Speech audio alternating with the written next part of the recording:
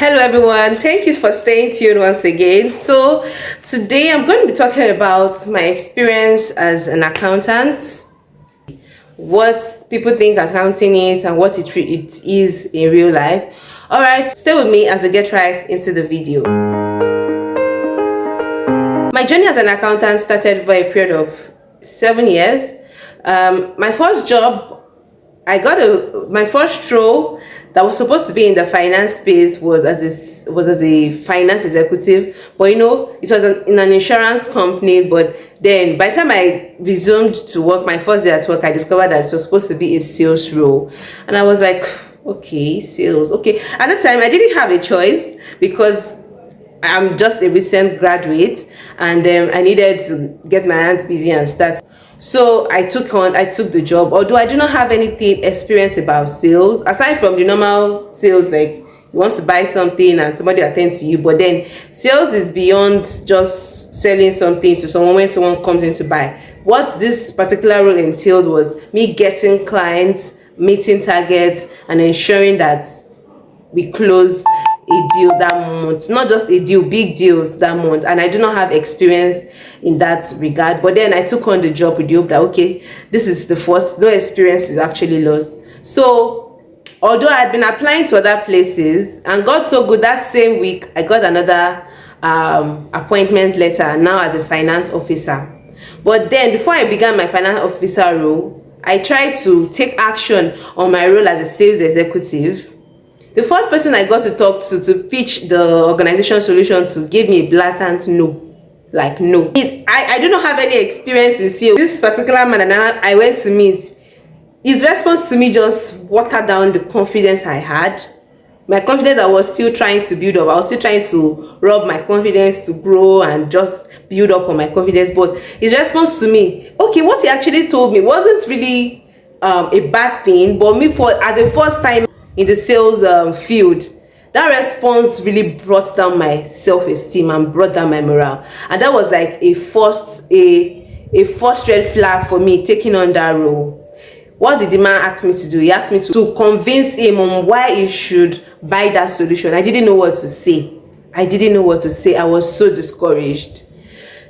My escape route was the second appointment that I got, and that was like, okay, thank God, at least I don't have to do that. But then my thought was that, okay, this is a good thing. At least I have two jobs. I don't have to go to the office as a sales executive every day, at least once in a week, just to report.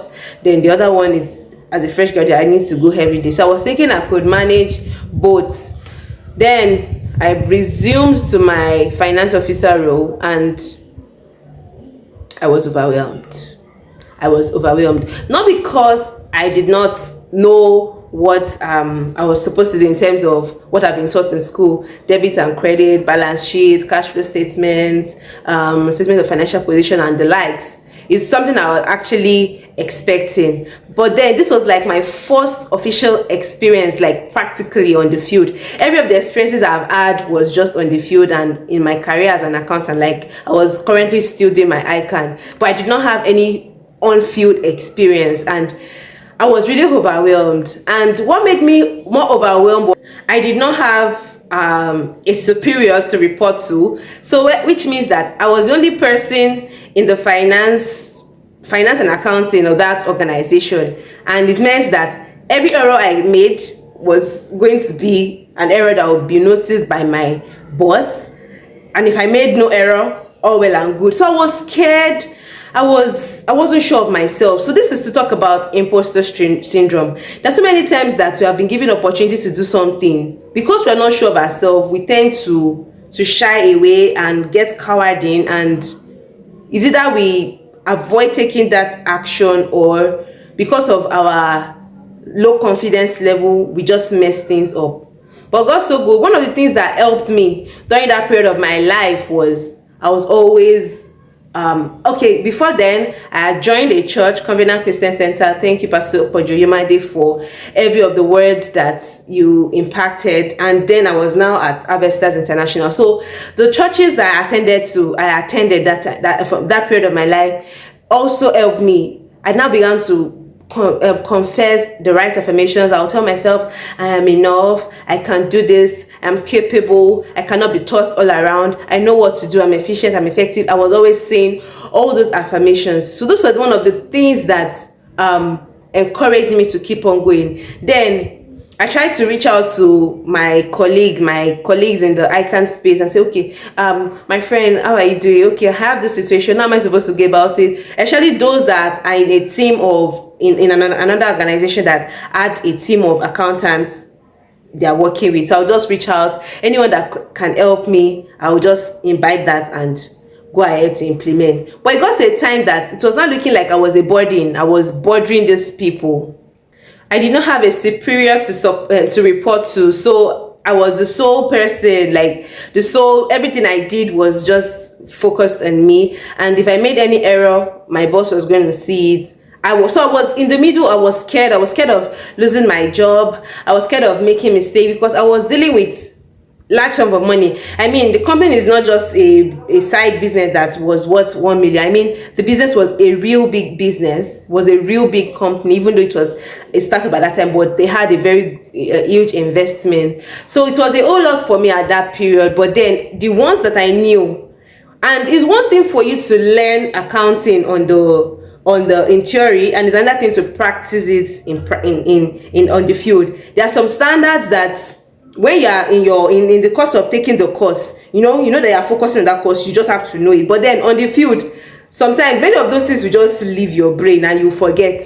What you not just know is debit and credit, and accounting is way more than just debit and credit. There are some standards that you need to apply depending on the situation that of the organization or the transaction you are dealing with. So those were the things that I was dealing with. But then by the help of those people I was able to speak with, and also by the help of consultation, I was able to scale through. So if there's anything, any transaction that was new to me, that was beyond the normal debit and credit and accrual concept and all that, and I really don't know how to apply those principles on the field, I'll just quickly contact some of my colleagues in other organizations that were in a team of accountants, and say, okay, this is the situation, I'll explain the transaction to them, and they'll give me an else upon it, and I'll do it. And that was how I was able to work my way all through this period of 7 years. And over this period of 7 years, I've grown, I've learned, I've made mistakes.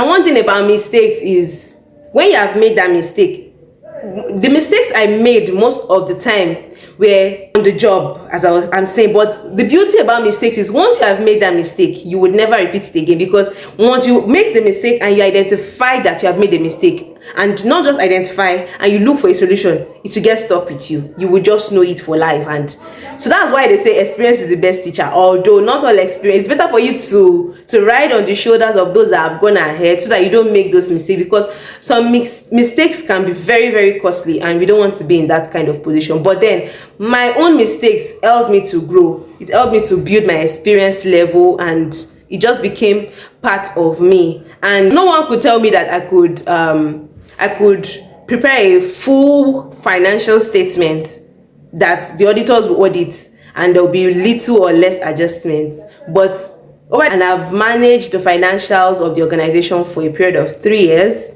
by the help of God, because it could only be God and the support system that I had around me. So if there's any situation you find yourself in whatever career path you are in, you're not alone. There are other people that have gone ahead of you and have done the same thing. You're not the first to be in that space, and you will not be the last. So learn to speak, learn to talk. Don't keep to yourself. And Google is our friend. You can make research online, and you'll get whatever answer that you need.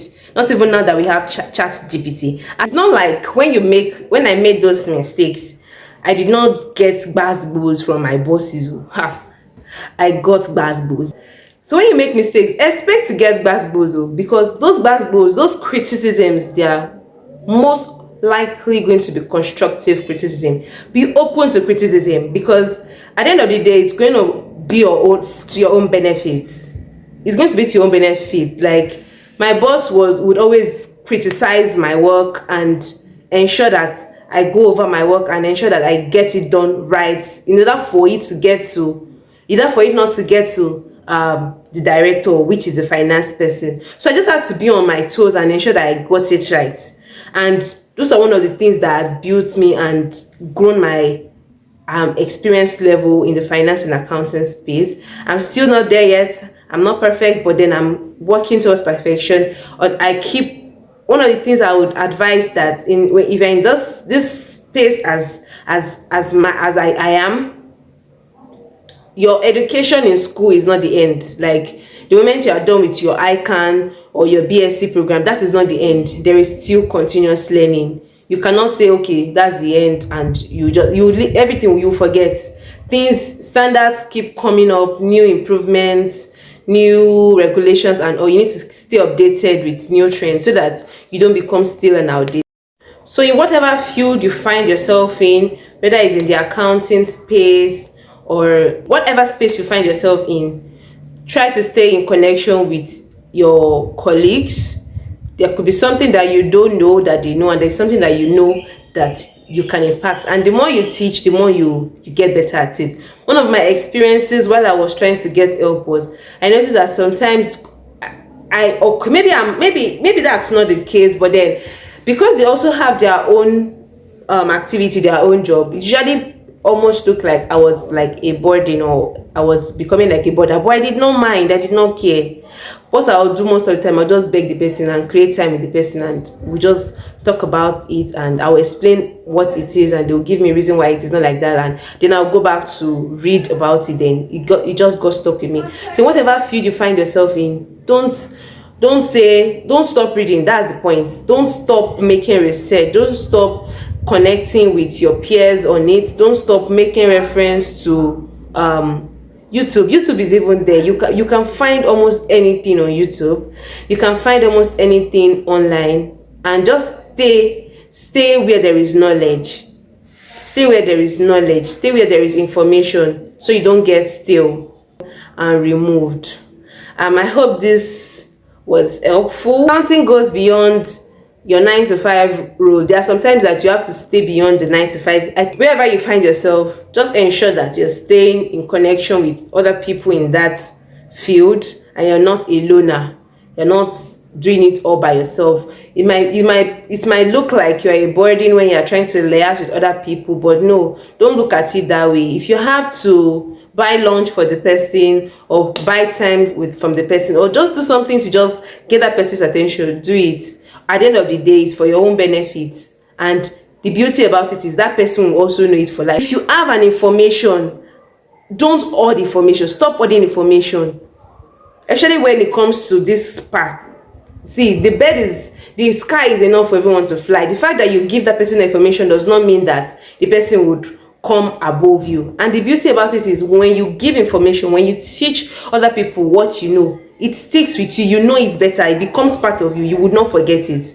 But in our country, so many people like to just hold things to their chest, and they are so selfish with information, which is not a good thing. Like, it's not a good thing. If someone needs an information, if you can be of help to another person, with whatever information that you have, the other person does not have to suffer. Yes, the other person does not have to suffer to get that thing or know that thing because you suffer to know it. You can be a breath of fresh air for another person, and don't make things too difficult. I hope this was enlightening. Thank you for staying till the end. Have a good week. Bye. Kindly subscribe to my YouTube channel. Thank you. If you're an accountant watching this, please put your comments below, share your experience with us. How has it been over the period of your career journey, and tell us, you can put in the comment the number of experience that you have, so we could do something together, and you never can tell who you might be helping in the comment section. If you're an accountant, and if you're not an accountant, please share this video to your finance friends, your accounting friends, or sister or brother or whoever that this can be of benefit to. Yeah, thank you so much for staying tuned. Please don't forget to like, share, and subscribe. Enjoy your week and stay blessed. Have a good evening.